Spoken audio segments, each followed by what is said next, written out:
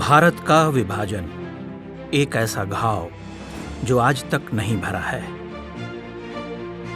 उसे कभी भरने का प्रयास भी नहीं किया गया, उल्टा उसे छिपाया और दबाया जाता रहा। उस दौर को जब याद करते हैं तो कुछ याद नहीं आता, बस मन भर जाता है, निशानी हो जाती है। हमारे साथ जैसे जैसे गुजरा, हम तो कहते हैं भगवान किसी दुश्मन को भी ऐसी नौबत ना आए। लाखों लोगों के विस्थापन, हत्याओं और बलात्कारों की कहानियां गायब कर दी गईं। विश्व में मानवीय त्रासदी की कई घटनाएं हुई हैं, लेकिन उन देशों ने अपने इतिहास को हमेशा याद रखा। उन बुरी यादों को संग्रहालयों में सहेज कर रखा ताकि आने वाली पीढ़ियां उनसे सबक ले सकें।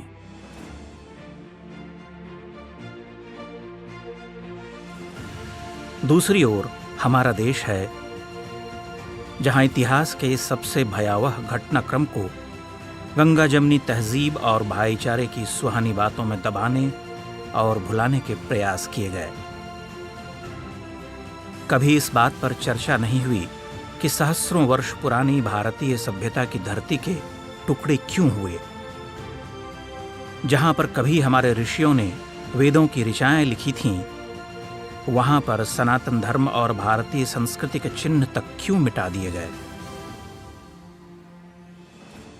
केंद्र की भाजपा सरकार ने बंटवारे के दिन अर्थात 14 अगस्त को विभाजन विभीषिका स्मृति दिवस के रूप में मनाना आरंभ किया है। यह एक अवसर है कि हम मानवता और सभ्यता पर हुए इस अत्याचार को याद करें, इसके दोषियों की पहचान करें, आने वाली पीढ़ियों को उनके बारे में बताएं, ताकि भारतीय इतिहास का वह भयावह कालखंड हमें दोबारा कभी देखना न पड़े। 13 मई 1940 को ब्रिटेन के तत्कालीन प्रधानमंत्री विंस्टन चर्चिल के भाषण की एक महत्वपूर्ण उक्ति थी, blood, toil, tears and sweat. 5 years ago, I promised you blood, toil, tears and sweat. रक्त, कड़ा परिश्रम, अश्रु और स्वेद। चर्चिल की उस बात का संदर्भ भले ही भिन्न रहा हो, किंतु 7 वर्ष बाद यह सब लागू हुआ भारत की धरती पर पाकिस्तान के रूप में। भारत के विभाजन की पृष्ठभूमि किसने तैयार की? भारत के टुकड़े करके पाकिस्तान पैदा करने के लिए कौन उत्तरदायी था? मजहब के नाम पर एक ऐसा देश क्यों बनाया गया जो जिहाद और आतंकवाद से ऊपर कभी उठ ही नहीं पाया, जिसका अस्तित्व ही भारत और भारतवासियों से घृणा पर आधारित है? वैसे तो पाकिस्तान की बात आते ही 2 नाम सबसे पहले आते हैं, मोहम्मद अली जिन्ना और ऑल इंडिया मुस्लिम लीग। लेकिन दोषियों की यह सूची इससे बहुत लंबी है। इनके बाद स्थान आता है विंस्टन चर्चिल का। यह व्यक्ति 1940 से 1945 तक ब्रिटेन का प्रधानमंत्री बना था। भारत के विभाजन की गहरी योजना बनाने वालों में विंस्टन चर्चिल सबसे महत्वपूर्ण था, इसमें कोई संदेह नहीं। शेष सारे चेहरे उसकी बिछाई शतरंज के मोहरे मात्र थे। वर्ष 1943 भारत की स्वतंत्रता और विभाजन से मात्र 4 वर्ष पहले जून से सितंबर के बीच बंगाल में भयंकर अकाल पड़ा था। इस अकाल में 30 लाख से अधिक लोगों के मारे जाने का अनुमान व्यक्त किया जाता है। ये लाखों लोग अन्न की कमी के कारण नहीं, बल्कि चर्चिल की नीतियों के कारण मारे गए थे। और इस पर खुद चर्चिल का कहना था, अकाल हो या न हो, भारतीय लोग खरगोशों की तरह बच्चे पैदा करते हैं। यदि इतनी ही भूखमरी है तो महात्मा गांधी अभी तक जीवित कैसे हैं? अकाल में भारतीयों के लिए राहत भेजने की कोई आवश्यकता नहीं है। यह वक्तव्य उस समय के ब्रिटिश शासकों की घृणित नस्ल भेदी मानसिकता की एक झलक मात्र है। मधुश्री मुखर्जी ने अपनी पुस्तक Churchill's secret war, the British empire and the ravaging of India during second world war में यह बयान उद्धृत किया है। द्वितीय विश्व युद्ध में 5 मई 1945 को जर्मनी ने आत्मसमर्पण किया था। इसके तत्काल बाद विंस्टन चर्चिल ने भारत और हिंद महासागर में ब्रिटिश साम्राज्य के रणनीतिक हितों की रक्षा के लिए दीर्घकालिक नीति के मूल्यांकन का आदेश दिया। 2 सप्ताह बाद चर्चिल को वह गुप्त रिपोर्ट पेश की गई जिसमें अन्य प्रस्तावों के अतिरिक्त भारत के उत्तर पश्चिमी क्षेत्रों में ब्रिटिश उपस्थिति की रणनीतिक आवश्यकता का उल्लेख किया गया था, ताकि ब्रिटिश वायुसेना सोवियत संघ के सैन्य प्रतिष्ठानों को निशाना बना सके। मध्य पूर्व के देशों पर भी दबदबा बनाए रखने के लिए ब्रिटेन को इसी क्षेत्र में अपने सैनिक अड्डे की आवश्यकता अनुभव हो रही थी। यह संयोग मात्र नहीं कि ठीक उसी भूभाग को तोड़कर अलग इस्लामी देश पाकिस्तान बनाया गया। मुस्लिम लीग और उसके नेता जिन्ना को अंग्रेजों के इस प्रस्ताव पर कोई आपत्ति नहीं थी। उन्हें इस साम्राज्यवादी योजना में अपना हित दिखाई दे रहा था। ब्रिटेन को भी पाकिस्तान चाहिए था जो भारत का चिर शत्रु हो और भारत अगली सदियों तक उसके साथ ही उलझा रहे। यह तथ्य भारतीय धर्म और संस्कृति के विरुद्ध एक अंतर्राष्ट्रीय गठजोड़ की ओर भी संकेत करता है। भारत विखंडन की चर्चिल की उसी योजना के कार्यान्वयन के लिए लॉर्ड वेवेल को वायसरॉय बनाकर भेजा गया। फिर सब कुछ वैसे हुआ जैसी योजना चर्चिल ने तैयार की थी। मुस्लिम लीग पाकिस्तान के लिए अड़ा रहा और कांग्रेस ने दबाव के आगे घुटने टेक दिए। यदि कहीं से थोड़ा बहुत प्रतिरोध हुआ तो वो सुभाष चंद्र बोस थे। वेवेल ने स्वयं स्वीकार किया है कि नेताजी सुभाष चंद्र बोस की आजाद हिंद फौज के कारण ब्रिटेन अब भारत में अपने भरोसेमंद लोगों पर भी विश्वास नहीं कर पा रहा है। भारत की स्वतंत्रता से ठीक पहले ब्रिटेन में हुए चुनावों में विंस्टन चर्चिल की हार हुई, लेकिन तब तक सहस्रों वर्ष प्राचीन भारतीय सभ्यता की पवित्र भूमि पर एक कृत्रिम रेखा खींची जा चुकी थी। जून 1947 को भारत के टुकड़े करने की घोषणा लंदन में की गई, जिसे इस्लामिक रिपब्लिक ऑफ पाकिस्तान कहा गया। वह 1956 तक सिर्फ डोमिनियन स्टेट था और अमेरिका ने वहां अपना सैनिक अड्डा बनाया। आज हम पाकिस्तान की जो भूमिका देखते हैं वो वही है जो ब्रिटिश प्रधानमंत्री विंस्टन चर्चिल ने तभी तय कर दी थी। पाकिस्तान का निर्माण अर्थात भारत का विभाजन ब्रिटेन की सबसे महत्वपूर्ण रणनीति का अंग था। औपनिवेशिक राज्य हाथ से निकलने के बाद ब्रिटेन को लूट के नए तरीके चाहिए थे। ब्रिटेन के सैन्य योजनाकारों ने यह स्पष्ट कर दिया था कि उन्हें NWFP अर्थात उत्तर पश्चिम सीमा प्रांत और बलूचिस्तान में एक सैन्य अड्डे की आवश्यकता है। इससे उन्हें ईरान पर नियंत्रण बनाए रखने में सहायता मिलनी थी, जहां के तेल भंडारों पर ब्रिटिश पेट्रोलियम की पूर्ववर्ती एंग्लो पर्शियन ऑयल कंपनी का स्वामित्व था। इराक में भी ब्रिटिश कठपुतली राजशाही थी, जिसने इराकी पेट्रोलियम कंपनी को ब्रिटिश नियंत्रण में दे दिया था। यही स्थिति कुवैत, बहरीन, कतर और ट्रूशियल स्टेट्स की थी। ट्रूशियल स्टेट्स को आज संयुक्त अरब अमीरात या UAE कहा जाता है। इन देशों में तेल के भंडार मिलने की संभावना थी, इसलिए उन पर ब्रिटेन की गिद्ध दृष्टि गड़ी हुई थी।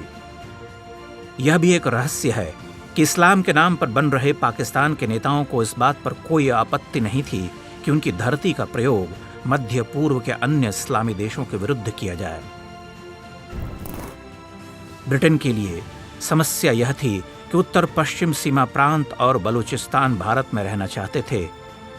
NWFP ने वर्ष 1937 और 1946 दोनों चुनावों में कांग्रेस की सरकारें चुनी थीं। दिसंबर 1946 में NWFP के प्रतिनिधि मंडल ने भारत की संविधान सभा में प्रवेश किया था, जबकि मुस्लिम लीग इसका बहिष्कार कर रहा था। NWFP के भारत प्रेम का कांटा निकालने के लिए अंग्रेजों ने नई चाल चली जब उन्होंने जवाहरलाल नेहरू से सहायता मांगी और उनके माध्यम से नॉर्थ वेस्ट फ्रंटियर प्रोविंस में जनमत संग्रह के लिए सहमति बनवा ली।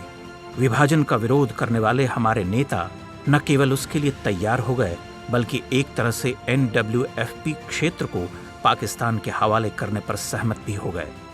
मुस्लिम लीग ने अपना पूरा काम करके वहाँ वोटें मिली, और दूसरों से मोल लेकर भी वहाँ अपना मुस्लिम लीग का पाकिस्तान बना दिया। गफ्फार खान के खुदाई खिदमतगारों ने इसका कड़ा विरोध किया था, लेकिन उनकी कोई सुनवाई नहीं हुई। पाकिस्तान और अफगानिस्तान के बीच खींची गई डूरंड रेखा के दोनों तरफ पठान आज भी विभाजन की विभीषिका झेल रहे हैं।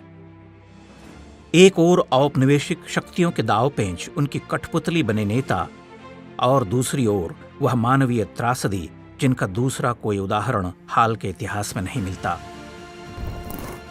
विशेष रूप से वर्ष 1946 से 47 के अंत तक भारत का इतिहास अभूतपूर्व विस्थापन और क्रूरतम नरसंहार का गवाह है।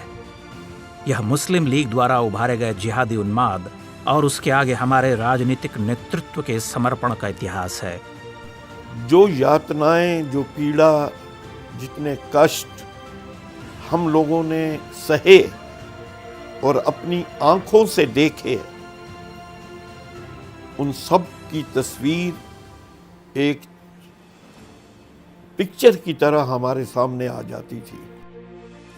विभाजन का निर्णय इतना अचानक और अप्रत्याशित था कि किसी को भी सोचने समझने का अवसर नहीं मिला। अंतिम समय तक कांग्रेस के नेता आश्वासन देते रहे कि मुस्लिम लीग की मांग किसी कीमत पर स्वीकार नहीं की जाएगी। गांधी जी भी जनता को आश्वासन दे रहे थे कि देश का विभाजन मेरी लाश पर होगा। परंतु एकाएक 3 जून 1947 को विभाजन की घोषणा कर दी गई। उस पर हमारे नेताओं ने अपनी स्वीकृति की मुहर भी लगा दी। मात्र 72 दिन बाद 15 अगस्त को इस निर्णय के क्रियान्वयन में वे भी सहमत हो गए। देश की बहुसंख्यक आबादी की सहमति असहमति की कोई चिंता नहीं की गई। विभाजन का निर्णय इतना अचानक हुआ, इतने कम समय में विभाजन के विरोध में कोई जन आंदोलन छेड़ना भी संभव नहीं था। लोगों को तो अपनी जान बचाने की पड़ी थी, कोई भी विभाजन के विरुद्ध खड़ा होने की स्थिति में नहीं था। मानवता के इतिहास में इस अभूतपूर्व सर्वनाश और विस्थापन का शिकार बन रहे लोगों से प्रतिरोध की अपेक्षा भी व्यर्थ ही थी। 15 अगस्त 1947 के दिन जब दिल्ली समेत पूरा देश स्वतंत्रता का उत्सव मना रहा था, ठीक उसी समय हजारों काफिले लाहौर, मुल्तान, लायलपुर और सियालकोट जैसे शहरों से भारत की ओर बढ़ रहे थे। उनके लिए इस उत्सव का कोई अर्थ नहीं था। उनके तो पग पग पर मौत का साया मंडरा रहा था। रास्ते में क्या हो जाए कोई कुछ नहीं जानता था। हम काफिले मीन बैलगाड़ी, हम कारवां पे आए और पैदल चलते थे। और जैसे ही हम आगे आए तो हमारे जब ये साइड में लाशें पड़ी हैं, हम लाशों के ऊपर चल रहे हैं, कोई मर रहा है, कोई मार रहा है, कुछ भी हमें भी पता नहीं था कि हम क्या करें। जब कोई थोड़ा खतरा होता था तो बैलगाड़ी रोक के बैलगाड़ी के नीचे बैठ जाते थे। मोहल्ले के मोहल्ले धू धू कर जल रहे थे, जिधर देखो शव ही शव। वहाँ पर ज़्यादा बाउंडर शुरू हुए, आगे वागे लगाई उन्होंने और गली मोहल्ले सब फूके। उन्होंने पेट्रोल डाला और घर के बाहर आग लगा दी। अनगिनत महिलाओं का अपहरण हुआ, सामूहिक बलात्कार हुए, उन्हें लूट के माल की तरह नीलाम किया गया। सधवाएं विधवा हो रही थीं, बच्चे अनाथ हो रहे थे। मेरी माता जी की झोली में छोटी सी गोदी में 1.5 साल की लड़की थी, उसने उठा के भी इज्जत लूट रहे थे, उसने उठ के दरिया में गिर दी। बेइज्जती से तो मर जाना ही अच्छा है। किसी औरतों की बेइज्जती करके मार मार के गिरा, बेरहमी से उन्होंने कसाईयों ने काटा भी है, बेइज्जती भी करी। इज्जत लूट के क्या क्या करा। कि आखिर ऐसी कौन सी बात आ गई जो इतने अरसे से हम इकट्ठे रह रहे थे और आज इतना बेदर्द जो है ये लोग हो गए कि इनके आंखों के बीच में ज़रा भी शर्म हया नहीं रही। रेलगाड़ियों से चलना भी सुरक्षित नहीं था। उन्हें कहीं भी रास्ते में रोककर हथियारबंद जिहादी जत्थे नरसंहार शुरू कर देते थे। यात्रियों की जगह वे लाशों से भरी रेलगाड़ियां इधर भेज रहे थे। ये सवारी डब्बे नहीं थे, माल डब्बे थे, जो मालगाड़ी ढोती है ना सामान, उनमें बिठा करके हमें लाहौर तक लाया गया, अटारी तक लाया गया। वहाँ जा कर के उस गाड़ी को रोक लिया गया। शोर पड़ा कि अब काटेंगे। 2-3 दिन गाड़ी रुकी रही, पीने को पानी नहीं था। यहाँ तक के बच्चों को प्यास लगती थी, उनको मूत्र पिलाते थे। अधिकांश स्थानों पर हमलावर कोई बाहरी नहीं बल्कि अपने ही परिचित नगरवासी और मित्र थे। ये वो लोग थे जो मानवता और दोस्ती की कस्में खाते थे, लेकिन अवसर पाते ही उन्होंने पीठ में छुरा घोंपा। जो लोग हमारे साथ वहाँ पाकिस्तान में साथ बैठते होते, बिजनेस करते थे, हमारा नौकर जैसे पैसा था, मिला जुला था, वो पता नहीं कैसे एकदम से बदल गए, काफिर बन गए।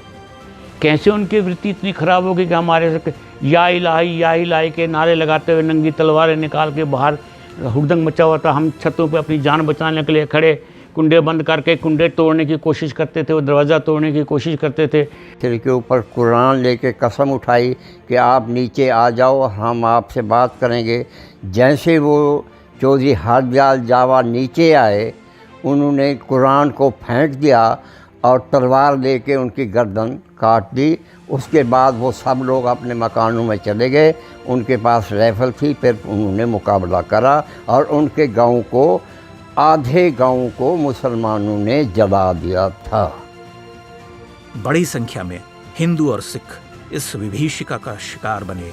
लाखों लोगों को अपने पुरखों और देवताओं की पुण्य भूमि को छोड़कर उस बाकी बचे भूभाग की ओर चल देना पड़ा जिसे स्वतंत्र भारत कहा जा रहा था। लोगों के पास भागने के अतिरिक्त कोई चारा भी नहीं था। रात को ऐसे भागे जैसे कोई मेला देखने जा रहे हों। 2 मील पैदल चल के हम डेरा गाजी खान पहुंचे। जहां तक संभव हुआ, लोगों ने अपने स्तर पर प्रतिरोध किया। हमारे राजनेताओं ने भले ही अत्याचारों के आगे हथियार डाल दिए थे, पर जनता ने उनका अनुकरण नहीं किया। तो हिंदू भी डरने वाला तो था नहीं वहाँ पर वो उनसे मुकाबले पर था। यहाँ राम एक थे राममूर्ति पहलवान, उसका बजरंग उस वक्त दल था बड़ा ज़बरदस्त, उनका दबदबा था। उनका बेलचा पार्टी थी, उनकी पार्टी निकलती थी बेलचे लेके। तो ये आखिर पाकिस्तान जब बनने लगा तो वो उन्होंने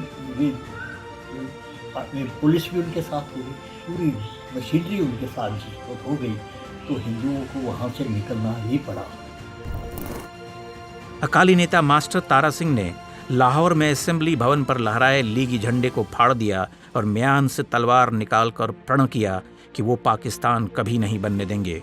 परिणाम यह हुआ कि पूरा सिख समुदाय, विशेष रूप से जिहादियों का कोप भाजन बना।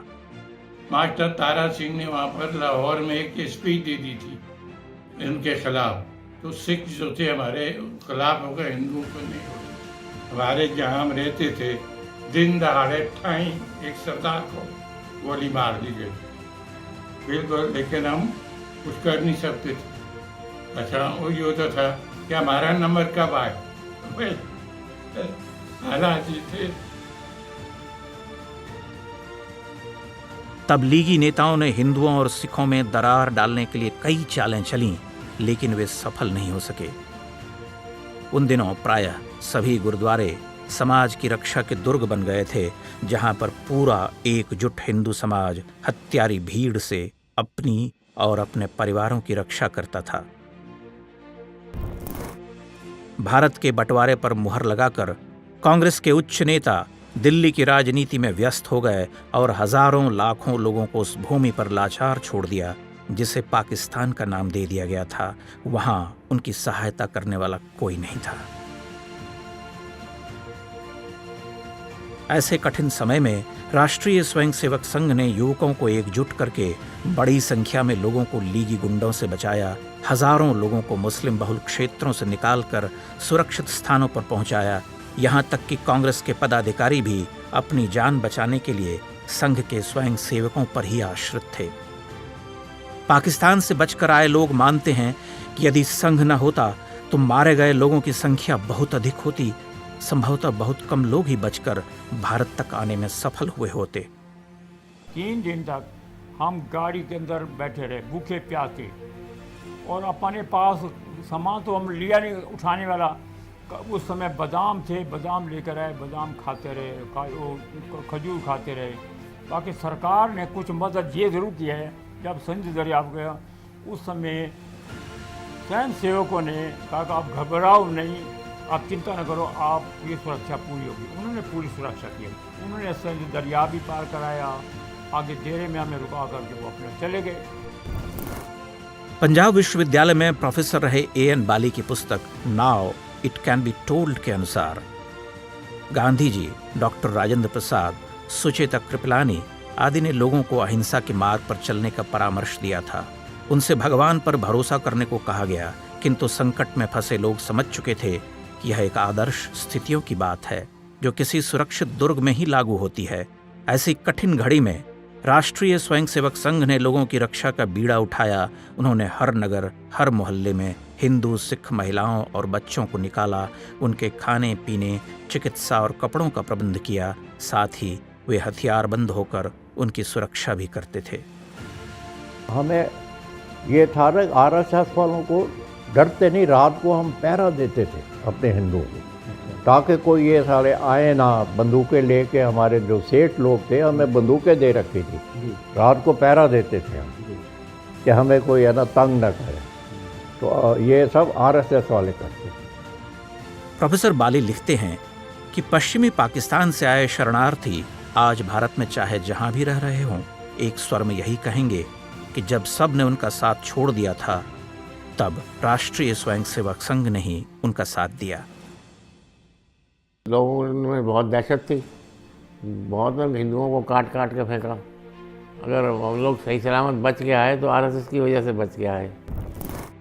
देश के प्रथम गृह मंत्री सरदार वल्लभ भाई पटेल ने तत्कालीन सरसंघ चालक गुरु गोलवलकर द्वारा 11 अगस्त 1948 को भेजे पत्र के उत्तर में लिखा था, राष्ट्रीय स्वयंसेवक संघ ने संकट काल में हिंदू समाज की सेवा की, इसमें कोई संदेह नहीं है। ऐसे क्षेत्रों में जहां उनकी सहायता की सबसे अधिक आवश्यकता थी, संघ के नवयुवकों ने स्त्रियों तथा बच्चों की रक्षा की। गृहमंत्री वल्लभ भाई पटेल का संघ कार्यों के प्रति यह सद्भाव अकारण नहीं था। वे जानते थे कि विभाजन के दौरान भारतीय सेना की टुकड़ियों और संघ के स्वयं सेवकों ने कितने तालमेल के साथ लोगों को निकाला था। विभाजन की विभीषिका के बीच राष्ट्रीय स्वयंसेवक संघ की भूमिका का संकलन ज्योति जला निज प्राण की नामक पुस्तक में किया गया है। इसके लेखक माणिकचंद वाजपेयी और श्रीधर पराड़कर हैं। हिंदुस्तान टाइम्स में 27 मार्च वर्ष 1947 को छपी एक रिपोर्ट विशेष रूप से उल्लेखनीय है। अखबार के संवाददाता ने रावलपिंडी के कुटी नाम के कस्बे का दौरा कर वहां हुई बर्बरता का वर्णन किया था। कट्टरपंथियों ने अफवाह उड़ा दी थी कि जामा मस्जिद पर हमला हुआ है। इसके बाद सुबह सुबह 5000 से अधिक हथियारबंद लोगों ने कस्बे में रहने वाले हिंदुओं की दुकानों और मकानों में आग लगा दी। एक भी हिंदू पुरुष जिंदा नहीं बचा। महिलाओं के साथ दुर्व्यवहार किया गया और अधिकांश को मार दिया गया।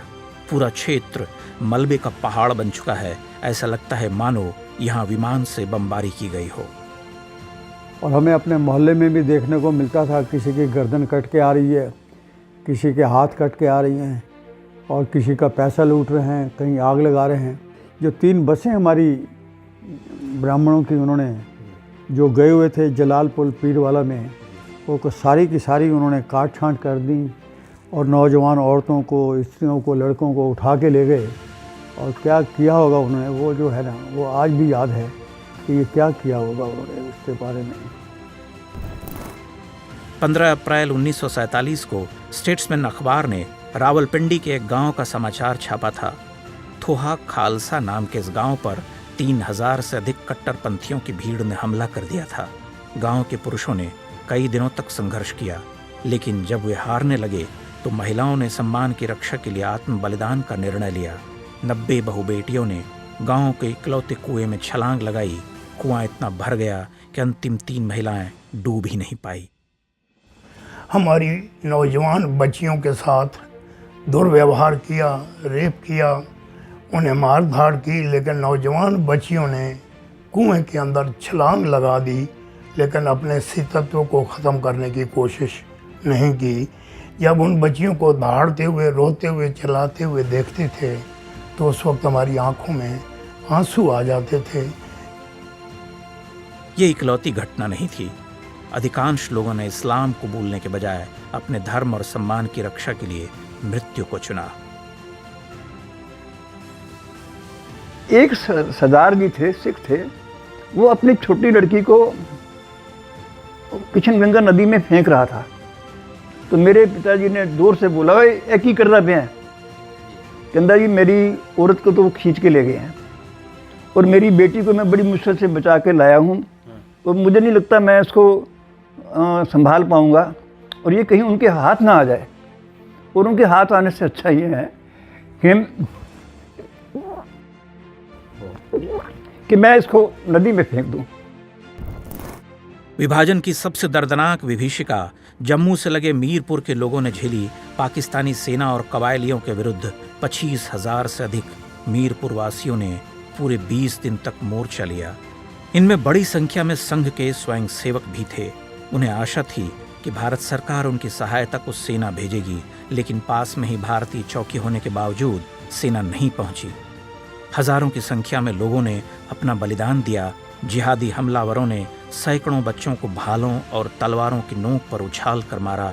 महिलाओं और बच्चों के साथ क्या क्या किया गया होगा, इसकी हम केवल कल्पना ही कर सकते हैं। कहते हैं कि मात्र 1500 लोग ही किसी तरह बचते बचाते जम्मू पहुंच पाए थे। मीरपुर के उस हत्याकांड की स्मृति में दिल्ली के लाजपत नगर में मीरपुर भवन भी बना हुआ है। मीरपुर से आए विस्थापित यहाँ हर वर्ष कार्यक्रम करते हैं और अपनी नई पीढ़ियों को बताते हैं कि देश के बंटवारे ने कैसे उनका सब कुछ छीन लिया था। अब मुसलमानों के बीच में रहना और अपनी जान को बचाने के लिए हमारे पास एक ही मौका ये था कि आप मुसलमान बन जाओ। तो मुसलमान बनने के लिए कलमा का पढ़ना बड़ा ज़रूरी हो गया था, क्योंकि जब वो पठान आते थे या वो राइफल उठा के हमारे सर के ऊपर रखते थे तो बोलते थे कि कलमा बोलो, क्योंकि उन्हें पता नहीं होता था कि ये हिंदू है या मुसलमान है या किस किस्म का आदमी है। और कई बार तो कईयों की तो वो जो भी किसी ने सलवार डाली है या पजामा डाला है वो खींच देते थे देखने के लिए कि ये झूठ तो नहीं बोल रहा। मीरपुर ही नहीं, पाकिस्तान अधिकृत कश्मीर, गिलगित और बाल्टिस्तान के क्षेत्र आज केवल मानचित्र में भारत का हिस्सा हैं। विभाजन के तत्काल बाद इन सभी क्षेत्रों में रहने वाले हिंदू, सिख और बौद्ध जनसंख्या को पूरी तरह से साफ कर दिया गया। यहाँ हुए नरसंहारों का तो कोई प्रत्यक्षदर्शी भी नहीं बचा। पंजाब और कश्मीर ही नहीं, राजस्थान और दिल्ली से लेकर बंगाल तक बड़ी संख्या में लोग मजहबी दानवता का शिकार बने। कलकत्ता में डायरेक्ट एक्शन डे हो या नोहाखाली में हिंदुओं का नरसंहार, हर घटना में एक समानता थी कि लोगों को असहाय छोड़ दिया गया। देश का राजनीतिक नेतृत्व एक तरह से पंगु स्थिति में था। लेकिन जब इन घटनाओं की प्रतिक्रिया बिहार में हुई तो उसे पूरी सख्ती से निपटा दिया गया। इसके पीछे की जो मानसिकता है उसका विश्लेषण बहुत आवश्यक है। 7 मार्च 1950 को संघ के प्रमुख गुरु गोलवलकर ने वक्तव्य जारी किया था, मैं पूर्वी बंगाल से लौटा हूँ। वहाँ के हिंदुओं को भारतवासियों से तत्काल सहायता की आवश्यकता है। उनकी दयनीय स्थिति वर्णनातीत है। नित्य प्रति हत्याएं, लूटमार, अग्निकांड, बलात्कार और बलपूर्वक धर्म परिवर्तन की घटनाएं हो रही हैं। बांग्लादेश के हिंदू लगभग 7-8 दशक बाद भी विभाजन की पीड़ा सहने को अभिशप्त हैं। जिस मानसिकता से भारत को तोड़कर अलग इस्लामी देश को जन्म दिया गया वो आज भी सिर उठाती रहती है। आज जब हम कहीं राष्ट्रगान और राष्ट्रगीत के विरोध के समाचार सुनते हैं तो उसके पीछे भी यही मानसिकता काम कर रही होती है। वो जब मंजर याद आता है, जब वो सीन याद आते हैं तो एक बार सोचने को मजबूर कर देते हैं कि आज भी हमारे साथ क्या हो रहा है, कल को फिर ये हमारे साथ हो जाएगा। प्रख्यात समाजवादी नेता डॉक्टर राम मनोहर लोहिया ने अपनी पुस्तक भारत विभाजन के गुनहगार में लिखा है कि विभाजन के परिणामों का लेखा जोखा ले सकने की अयोग्यता के कारण भारत का नेतृत्व न तो क्षमा न ही सहानुभूति का पात्र है। जो लोग घटना चक्र के केंद्र में थे, उन्हें हिंदू मुस्लिम दंगों की उतनी आशंका नहीं थी कि उसके कारण विभाजन स्वीकार कर लें। विभाजन के कारण तो और भी बड़े पैमाने पर हिंसा हुई। विभाजन के पाप कर्म से जिन लोगों की आत्मा भस्म हो जानी चाहिए थी, वे अपनी अपकीर्ति की गंदगी में कीटाणुओं की तरह मजा ले रहे थे। स्वतंत्रता के बाद सुनियोजित प्रचार द्वारा समाज में यह धारणा बनाई गई कि देश के विभाजन को जनता ने खुशी खुशी स्वीकार कर लिया था और उस दौरान हिंदू समाज पर जो दानवीय अत्याचार हुए थे, वो नए राष्ट्र के जन्म की प्रसव पीड़ा मात्र थे। जबकि लाखों करोड़ों विस्थापितों की गवाहियां इस झूठ की पोल खोलती हैं। हजारों वर्ष पुरानी भारतीय सभ्यता की पुण्य भूमि के बंटवारे को सैद्धांतिक रूप से कभी स्वीकार नहीं किया जा सकता है। 5 अगस्त वर्ष 1947 के दिन कराची में संघ की जनसभा में संघ प्रमुख गुरु गोलवलकर ने कहा था, हमारी मातृभूमि पर विपदा आ गई है। भारत का विभाजन एक पाप है और जो उसके उत्तरदायी हैं उन्हें भावी पीढ़ियां कभी क्षमा नहीं करेंगी। यह विभाजन अप्राकृतिक है, इसे एक न एक दिन निरस्त करना होगा। कुछ ऐसी भावना महान क्रांतिकारी महर्षि अरविंद ने व्यक्त की थी। देर चाहे कितनी भी हो, पाकिस्तान का विघटन और भारत में विलय एक दिन तय है। यही ईश्वर की इच्छा है। भारत फिर से अखंड होगा और मैं उसे स्पष्ट रूप से देख रहा हूं। महापुरुषों की ये भविष्यवाणियां एक आशा का संचार करती हैं। करोड़ों भारतवासी इस कामना को अपने हृदय में बिठाएंगे तो यह और भी बलवती होगी। जिस दिन यह सत्य सिद्ध होगी, वह दिन विभाजन की विभीषिका झेलने वाले करोड़ों निर्दोषों को सच्ची श्रद्धांजलि का दिन होगा।